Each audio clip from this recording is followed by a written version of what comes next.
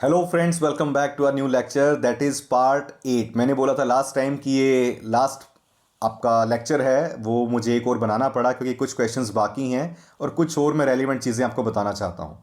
So this is part 8 and the last one, because आज करीब करीब 8 से 9 क्वेश्चन हैं इस वीडियो के अंदर। तो स्टार्ट करते हैं फ्रेंड्स। ये होमवर्क क्वेश्चन आपके सामने स्क्रीन पे।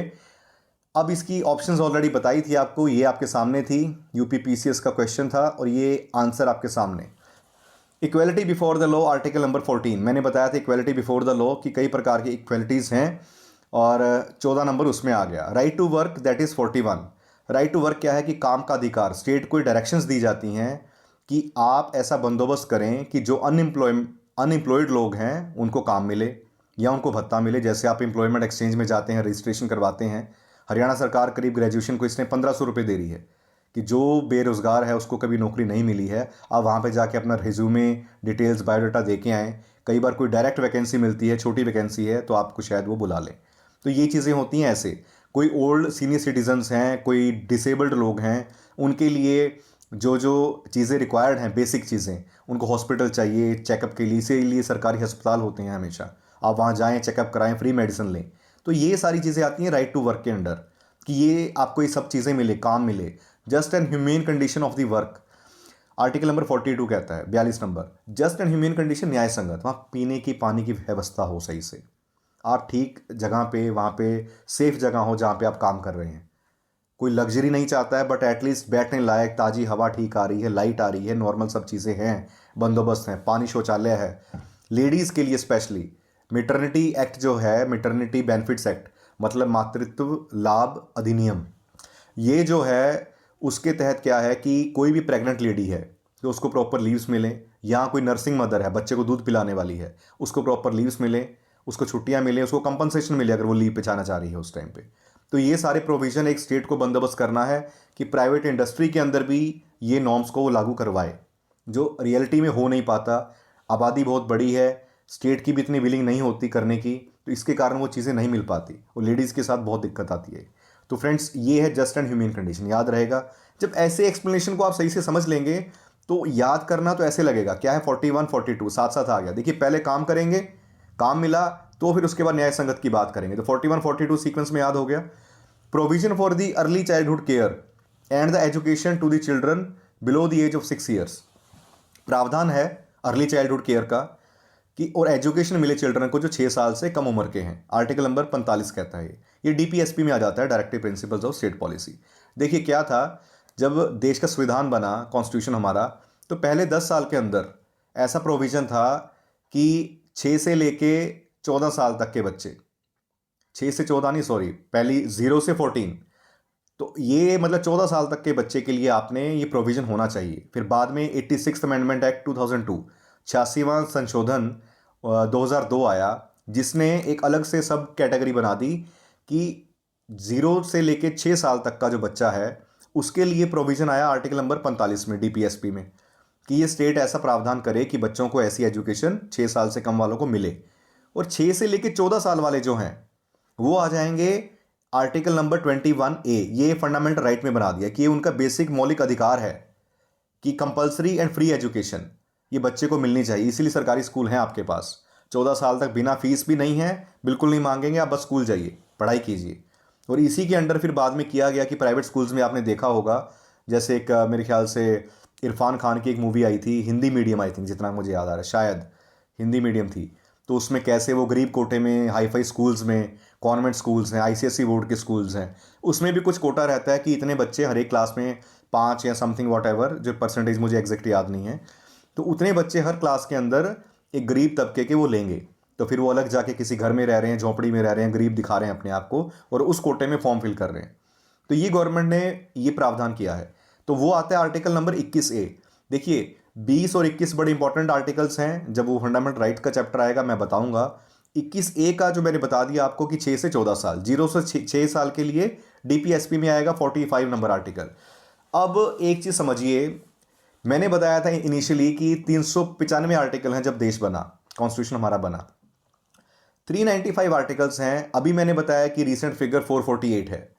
तो क्या आप मुझे बता सकते हैं कि 448 आर्टिकल्स तो 396 नंबर आर्टिकल कौन सा है, 397 कौन सा है, ऐसा नहीं है, ऐसा नहीं है। बेसिकली नंबरिंग बढ़ गई है, लेकिन वो कैसे बढ़ा है कि जैसे 21 नंबर आर्टिकल है तो 21A बन गया, उसके नीचे सब सब पार्ट बन गया 21 का। तो अब नंबरिंग कितनी होगी, अगर मान लीजिए मैं पहला आर्टिकल जो ऐड हुआ है वो हुआ 21A, पहले कितने थे 395, अब 21A ऐड हो गया तो टोटल काउंटिंग कितनी बन गई, दैट इज 396। ऐसे जो जो संशोधन होते गए, आर्टिकल्स ऐड होते गए, तब जाके वो नंबरिंग 448 पहुंची है। तो इसीलिए ये ज़बरदस्त चीज़ मैंने आपको बताई है। जिसको नहीं पता था please mention in the comment box कि सर ये समय ये चीज़ नहीं पता लगी है, और बहुत अच्छा लगा हमें। अब आगे चलते हैं फ्रेंड्स। ये लीजिए, एक्सप्लेनेशन में भी यहाँ पे दिया हुआ है, इसका स्क्रीनशॉट ले लें चाहे आप। और 46 और 2002 21A के अंडर। आगे चलें, question number 89 part 2, part 3, part 4A and इधर पार्ट 5। राइट साइड आपके fundamental right, citizenship, fundamental duties and DPSP, UPP से 2007। अब देखिए किससे कौन सा मैच कर रहा है। पार्ट 3 सबको याद होगा, फंडामेंटल राइट्स, पानी की तरह क्लियर है। 2 नंबर सिटीजनशिप के लिए आता है, मैं बता चुका हूँ पुरानी वीडियोस में। 4A आएगा फंडामेंटल ड्यूटीज़ के लिए, फंडामेंटल ड्यूटीज़ के लिए एग्जैक्ट। और फिर बचा क्या, 4A फंडामेंटल ड्यूटीज़, और I am bit doubtful 4A I think DPSP. Yes, ये देख लें यहाँ पे आप, सॉरी मैं वहाँ ले गया, ये आपके सामने है 4A related to the fundamental duties, fundamental duties. और क्योंकि 4 है डीपीएसपी, 4A आ जाता है, वो फंडामेंटल ड्यूटीज़ में आ जाता है। स्वर्ण सिंह कमेटी बनी थी जिसने फंडामेंटल ड्यूटीज़ ऐड की। तो अब देखिए आगे उसके बाद 4A fundamental duties. Part 5 union, union मतलब हमारा केंद्र, उसके क्या क्या प्रोविजंस हैं, क्या कुछ उनकी पावर्स हैं, क्या रिस्पॉन्सिबिलिटी, ये सारा कुछ पार्ट 5 में आता है। तो क्लियर हो गया। स्टेप्स याद करने के लिए बताऊं, पहले स्टेट बने, भारत बना। भारत कैसे बना, राज्यों का समूह, सब राज्य उनके अंडर, भारत के अंडर भारत बन गया। सेकंड नंबर पे आ जाइए, अब बात करें कि भारत बन गया तो उसकी नागरिकता भी चाहिए कि भाई मैं भारत का नागरिक हूँ, मैं भारतीय हूँ। भारत बना तो भारतीय भी चाहिए, उनको आइडेंटिफिकेशन चाहिए, तो बनाया सिटीजनशिप। उसके सारे रूल्स 5 से लेके 11 तक, 12 से लेके 35 तक।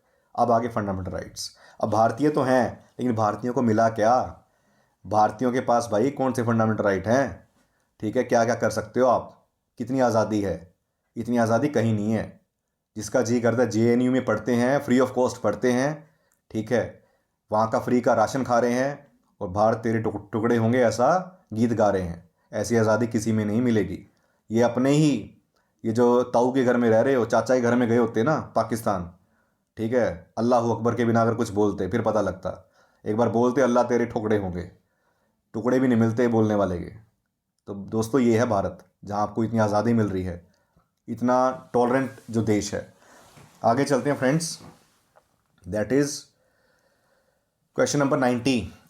फंडामेंटल राइट है, इधर आर्टिकल्स हैं। Abolition of untouchability, abolition of untouchability, protection against the arrest and detention, protection against arrest and detention मतलब आपको अरेस्ट नहीं किया जाएगा, डिटेन नहीं किया जाएगा, बता चुका हूँ। छुआछूत ऊपर बता चुका हूँ क्या होता है। फ्रीडम ऑफ रिलीजन, धर्म की छूट है, आज़ादी है, कुछ भी अपनाएं। Protection of interest of minorities, इधर है आर्टिकल 17, 23, 25, 29। अब है दोस्तों ये आपके पास ऑप्शंस। एबोलिशन ऑफ अनटचेबिलिटी आज के लास्ट क्लास का पहला क्वेश्चन था, तो 17 नंबर उसका आंसर था, article 17। Protection against arrest and detention, कि अगर आपको अरेस्ट किया जाता है तो अपने वकील के बिना मैं कोई स्टेटमेंट नहीं दूंगी, तो वो मैंने बताया था आपको। Arrest that is 23, that was 22, यहाँ पे मुझे गलत लग रहा है, ये 22 that was I think, yes, ये देखिए प्रिंटिंग मिस्टेक। सो फ्रेंड्स, पुराना चावल। आगे चलते हैं। एबॉलिशन ऑफ अनटचेबिलिटी 17, 22 नंबर ये है। Freedom of religion that is 25 number. Protection of interest of minorities, अल्पसंख्यों के हितों का रक्षा, हितों की रक्षा, भाई हितों की रक्षा ही है, मदरसे चल रहे हैं दबा के, ठीक है ना, हित ही हित हैं। वहाँ साइंस के अगेंस्ट पढ़ाया जाता है, भारत के अगेंस्ट पढ़ाया जाता है, और देखिए उनकी रक्षा हो रही है। उसको चलाने के लिए सरकार पैसा दे रही है, सरकार उसके लिए सैलरीज दे रही है, तो ज़बरदस्त रक्षा है भाई। तो जो मेरे पढ़े लिखे और वेल एजुकेटेड, कंट्री के लिए डिवोटेड मुस्लिम दोस्त हैं, भाई हैं, उनको मैं सल्यूट करता हूँ कि आप लोग देश का साथ दें। देश पहले धर्म बाद में, और ये सबके लिए है, चाहे वो हिंदू मुस्लिम सिख ईसाई, देश पहले धर्म बाद में। और आपकी क्या राय है वो कमेंट बॉक्स में ज़रूर बताएं। That is article number 29, list 1 part 9 B, part 8, part 4A C और पार्ट 9A। ये कौन कौन से हैं दोस्तों, किस किस में आते हैं? पार्ट 4A हमें पीछे अभी कर चुके हैं, that was the fundamental duties, क्योंकि पार्ट 4 था डीपीएसपी। अच्छा, हमारी स्टोरी बीच में रहेगी थी फ्लो में। मैंने बताया कि पहले देश बना, फिर उसके बाद भारतीय बने, फिर मौलिक अधिकार बने। मौलिक अधिकार के बाद जब मौलिक अधिकार मिल गए कि भाई अधिकार तो मिल गए, अब स्टेट को भी निर्देश दीजिए, स्टेट ने कैसे मैनेज करना है, सब लोगों को कैसे बांध के रखना है, पॉलिसीज़ कैसे बनानी है, कि जब भी आप पॉलिसी बनाएं तो ऐसी बनाएं कि जस्ट और सोशल एक सोसाइटी बने, न्याय संगत सोसाइटी बने। ये स्टेट को निर्देश दिए गए डीपीएसपी में। अब स्टेट को निर्देश दे दिए, लेकिन अब क्या जी, स्टेट कह रहा है कि जी सब कुछ हम ही करेंगे, कहाँ थूकना है, कहाँ टॉयलेट जाना है, खुले में जाना है, नहीं जाना हम ही बताएंगे। तो इनकी भी कुछ ड्यूटीज़ होनी चाहिए कि राइट की चिंगम चबाते रहेंगे। फिर आई फंडामेंटल ड्यूटीज़ पार्ट 4A। तो यहाँ तक याद हो गया बड़े आसानी से, ठीक है। तब आया सेंटर 5 नंबर यूनियन, कि यस हम जोड़ते हैं आप सबको। स्टेट किसी को कुछ कह रहा है, लोग कुछ कह रहे हैं, कहीं फंडामेंटल ड्यूटी, फिर स्टेट ने सबको यूनियन ने सबको जोड़ा और यूनियन बन गया। 5 नंबर तक तो याद हो गया, इतना ही चलिए, बाकी आगे चलेंगे। उसके बाद देखिए ऑप्शंस आपके सामने, यूटी थी म्यूनसिपैलिटीज़, 3 पंचायत, ये 4 फंडामेंटल ड्यूटीज़। ये ऑप्शन थी आपके सामने कि किसका क्या आता है, UT, municipality, panchayat and fundamental duties. ये ऑप्शंस आपके सामने हैं। UPPCS option A is the answer. मैं बताता हूँ इसके सामने आपको।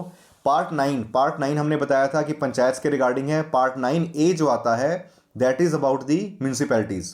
पहले गांव 70% आबादी, फिर 30% शहर। तो 9 और 9A तो याद हो गया, पंचायत एंड म्यूनसिपैलिटीज़। उसके बाद अगर हम 8 की बात करें, that is the union territory. Union territories हैं। Part 4A fundamental duties already कर चुके हैं, तो M I clear. Part 9B और याद कर लीजिए साथ में, that is regarding cooperative societies, कि आप कोऑपरेटिव सोसाइटीज़ का गठन कर सकते हैं। होती क्या है कोऑपरेटिव सोसाइटीज़, कि एक वॉलंटियरली इकट्ठे होना किसी कॉमन पर्पज़ के लिए, सोशली रिफॉर्म करने के लिए, आगे बढ़ाने के लिए, इकोनॉमिकली, सोशली, इन चीज़ों के लिए। लेकिन सुप्रीम कोर्ट ने रिसेंटली वर्डिक्ट दिया था कि मल्टी स्टेट कोऑपरेटिव सोसाइटीज़ हैं, वो उनको रिकॉग्निशन मिलेगी कॉन्स्टिट्यूशन में कि 2 स्टेट्स को आपस में जोड़ रही हैं, मिलके काम हो रहा है, that is the multi state cooperative societies. आगे चलते हैं, क्वेश्चन नंबर 92। पंचायत बिल्कुल याद है जी 9, म्यूनसिपैलिटीज़ 9A याद है, कोऑपरेटिव सोसाइटीज़ अभी मैंने बताया आपको 9B, ट्राइब्यूनल्स 10। तो कौन सा इसमें से करेक्टली मैच नहीं है? तो पहले 3 तो बिल्कुल क्लियर है, आंसर ऑटोमेटिकली डी। देखिए कितनी बार रिपीटेड क्वेश्चन एग्जाम के अंदर, assistant revenue officer, UP revenue officer, अच्छी अच्छी पोस्टों में एग्जाम में आए हुए क्वेश्चंस हैं ये। चलिए फ्रेंड्स, ट्राइब्यूनल्स एक इसमें जो दिया था वो आता है किसमें, पार्ट 14A। मैंने बता भी दिया आपको लास्ट वीडियो में ट्राइब्यूनल्स क्या हैं, अब सब कुछ क्लियर होगा। 14A। तो आप अपने दोस्तों को भी बताएं कि ऐसा नहीं है कि जिसने अभी टॉपिक नहीं पढ़ा है वीडियो उसके लिए नहीं है। जिसको टॉपिक, जिसने नहीं भी पढ़ा है उसको भी मैं साथ लेके चल रहा हूं, कि उसको भी इतना समझ में आए कि चीज़ें क्या चल रही हैं। एक बेसिक आइडिया है तो आप प्रीवियस ईयर क्वेश्चन को ज़्यादा कोरिलेट कर पा रहे हैं। और जो ऑलरेडी एक्सपर्ट स्टूडेंट्स हैं, ज़बरदस्त पढ़ाई कर रहे हैं, तो आपको देखिए रेलिवेंट कंटेंट मिल रहा है। So please support, please support. आगे चलते हैं दोस्तों। ये दिए हैं fundamental rights, that is part 3, fundamental duties that is part 4A, union part 5 में, इमरजेंसी का provisions that is part 18। 18 number में इमरजेंसी दी है, ये उसके प्रोविजंस। ये ऑप्शंस आपके सामने, यस फ्रेंड्स। तो ऑप्शन A 2, 1, 4, 3 फंडामेंटल राइट, 3 आ गया आपके सामने है सब कुछ, इमरजेंसी प्रोविजंस 8। आगे चलते हैं friends, question number 94। Fundamental duties याद हो गया होगा अब तो। 4A स्टेट्स नहीं पता हमें, अटॉर्नी जनरल ऑफ इंडिया और services under the union and the states, UPPCS 2020।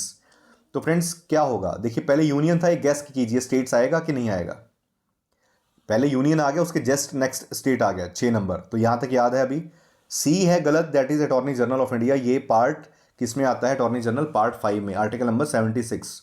State आ गया 6 में, और services under the union and states, जो सेवाएं हैं यूनियन, केंद्र और राज्यों के में, वो आती हैं पार्ट 14 में।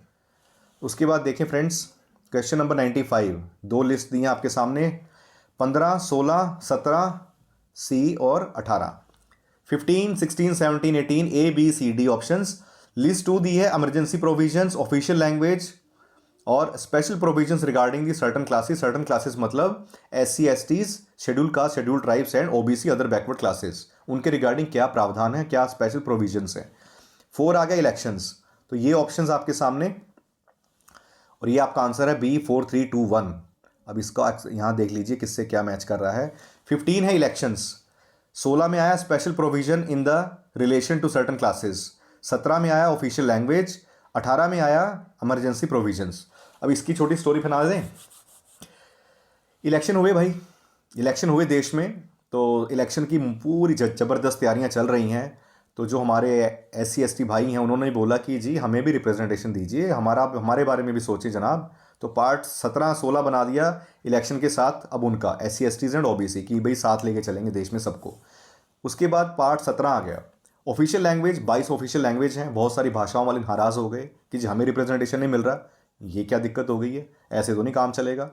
पंजाबी बोल रहा है सानू सुनो, साड़ी भी सुनो, हरियाणवी बोल रहा है भाई के बात होगी, हम रह गए, है ना। यूपी वाला बोल रहा है अजी हम भी हैं भाई साहब, हम तनिक हमको भी देखिए। बिहारी बोल रहा है भोजाई की सौगंध तो हार चीर के रख दी। हाँ, तो सबका सुनना पड़ेगा जी। तो ये आ गई ऑफिशियल लैंग्वेज सारी की सारी। अब पार्ट 18 इमरजेंसी प्रोविजंस, पार्ट 18 आया फिर इमरजेंसी प्रोविजंस। क्यों भाई इतना रोड़ा मच गया, कहीं SC ST भाई नाराज़ हो रहे हैं, कहीं ऑफिशियल लैंग्वेज वाले नाराज़ हो रहे हैं कि हमारी भाषा को भी जोड़ो। 22 भाषा में सिर्फ यही डाला है। हरियाणवी कह रहे हैं भाई हमारी तो भाषा ही नहीं डाली, इतनी फेमस है हमारी भाषा, इतने सारे मतलब गाने बनते हैं और ऑफिशियल लैंग्वेज का दर्जा नहीं दिया।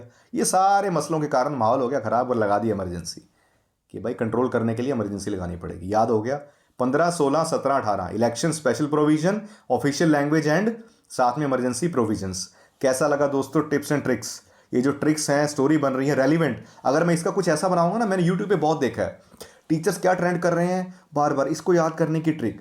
अरे इलेक्शन का बनाएंगे ईली LA, फिर उसका स्पेशल प्रोविजन, स्पेशल वाला O से ऑरेंज, O ऑरेंज, स्पेशल वाला ऑरेंज, LO स्पेशल वाला ऑरेंज, इमरजेंसी विच दे दो, कुछ भी बनाया। अरे बच्चे अब ये याद कर रहे हैं कि यार LO से क्या था, उसके एनालॉजी क्या है।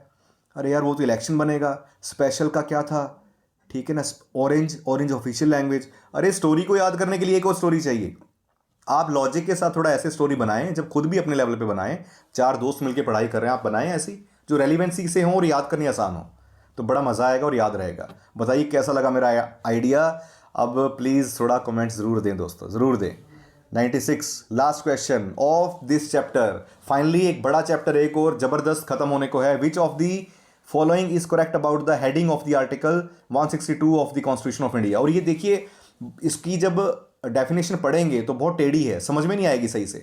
तो ये है डी ऑप्शन है इसकी, extension of executive power of state. जो स्टेट की एग्जीक्यूटिव पावर है उसको एक्सटेंड करना, कहाँ तक उसका दायरा है। अब ये अच्छा इसके नीचे ही है, ये देखिए आर्टिकल 162, ये नीचे दिया, it states that subject to the provision of this constitution the executive power of a state shall extend to the matters with respect to the legislature of the state has the power to make laws provided that in any matter with respect to which legislature of a state and parliament have power to make laws।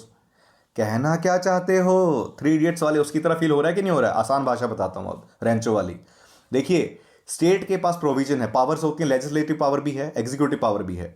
तो legislature के दायरे तक जहां state की power है, कानून में जितना लिखा है कि इतनी पावर है दायरा, वहां तक एग्जीक्यूटिव पावर भी एक्सटेंड होगी उन मैटर्स पे भी जहां केंद्र और स्टेट, यूनियन और स्टेट दोनों लॉज बना सकते हैं। जैसे पार्लियामेंट, मतलब कॉन्करेंट लिस्ट के ऐसे सब्जेक्ट्स हैं जहां पे स्टेट और सेंटर दोनों पावर, दोनों मतलब सब्जेक्ट्स पे कानून बना सकते हैं। अगर केंद्र ने वो बना दिया तो वो सुपरसीड कर जाएगा, फिर स्टेट की नहीं चलेगी। लेकिन स्टेट की पावर वहां तक है, जो स्टेट के लेजिस्लेचर में जहां भी वो कानून बना सकते हैं वहां तक उनकी पावर, एग्जीक्यूटिव पावर भी, उसको एग्जीक्यूट भी कर सकते हैं, ये इसका मतलब है।